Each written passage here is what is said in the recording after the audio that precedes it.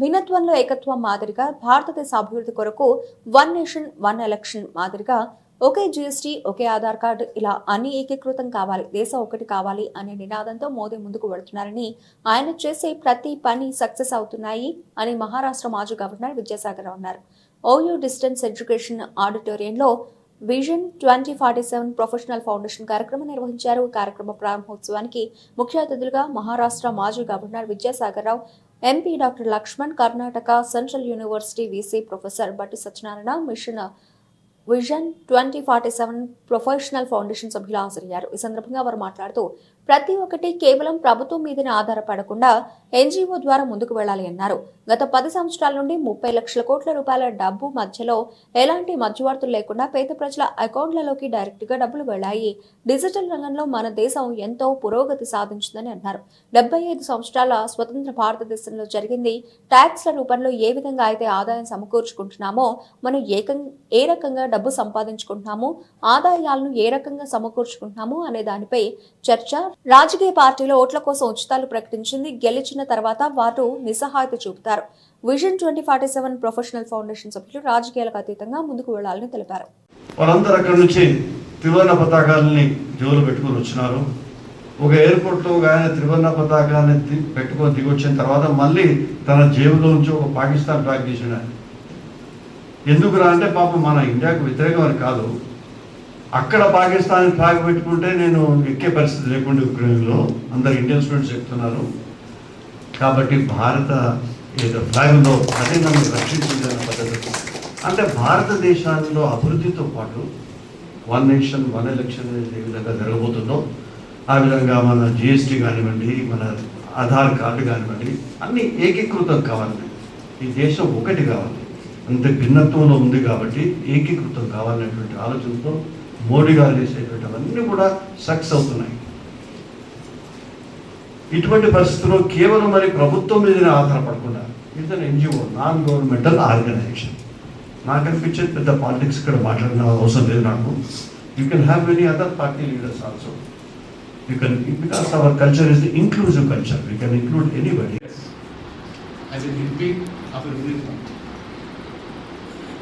In last 10 years lo 30 lakh crores have been directly being accounted into the poor marginalized sections without any middleman role because of the digitalization transaction. 30 lakh crores in 10 years span straight away into the poor man's bank accounts. అంతకు ముందు రాజీవ్ గాంధీ గారు ప్రధానమంత్రిగా ఉన్నప్పుడు స్వయంగా వారు చెప్పారు, गरीब के लिए दिल्ली से अगर 100 रुपए भिजाया गए तो 15 रुपए गरीब के खाता में, गरीब के जेब में पहुंचता था, 85 रुपए बीच में दलाली खाता था. ये था आपका जमाना, आपका शासन. अभी मोदी जी के शासन में 0 टॉलरेंस. इवन 30 लाख क्रोर्स ఒకసారి ఇమాజిన్ చేయండి, మోదీ గారు లేకుండా ఉంటే what percentage of amount have been swindled by the middleman. అందుకని ఇవాళ we are proud to see that India has become globally a manufacturing hub. Infrastructure మీద పెట్టే పెట్టుబడుల వల్ల ఉపాధి, ఎంప్లాయ్మెంట్ ఆపర్చునిటీస్ కల్పించడమే కాకుండా asset creation. And we are proud to see that now mobile మ్యానుఫ్యాక్చరింగ్లో we are the second largest in the world. అంతకుముందు mobile వాడడమే గగనంగా ఉంది 2 decades back. అటువంటి number 2 in manufacturing is mobile phones. Medical college, most of them are medicals. Hardly there were 380 colleges earlier. Now it has reached to almost 800 medical colleges. The number of medicals have been doubled. In a budget lo kuda in coming 1 year lo 75,000 additional medical seats are పెంచుతామని మీరు చూస్తున్నారు. ఏ రకంగా ఇవాళ AIIMS కానీ earlier AIIMS hardly 5 AIIMS ఉంటుంది. Almost now every state is touching AIIMS. ప్రతి స్టేట్స్లో ఇవాళ AIIMS. ఆ రకంగా ఇవాళ when it comes to poverty అన్నప్పుడు కూడా ఈ 10 years స్పాన్లో what are our aims and objectives and how we are going to achieve these aims and objectives. So what made us to think to form this organization? Dear friends, since our childhood we have been listening and reading that India is developing country, India is developing country, and there is also a saying that India is rich but Indians are poor. We like-minded intellectuals from various professions have been working together and traveling together since 2 to 3 years, and we have been conducting and participating in many intellectual activities. Every time we meet, we have a common question: why India is still a developing country? Can't we see India as a developing nation? So this is the thought process started with me, and everyone supported. Luckily, everyone cooperated, and finally we have decided to form the organization. So nothing but a platform to create awareness among the intellectuals and to make every Indian citizens to think about the nation and become a part of nation government. In that process, we could form this organization, and we have named it as Vision 2047 Professional Foundation. Why Vision 2047? We got independence in the year 1947. There are many countries who got independence after India are now in the list of developing nation. Why still India is under developing country? So at least can we see India as a developing nation by 2047 after 100 years of independence?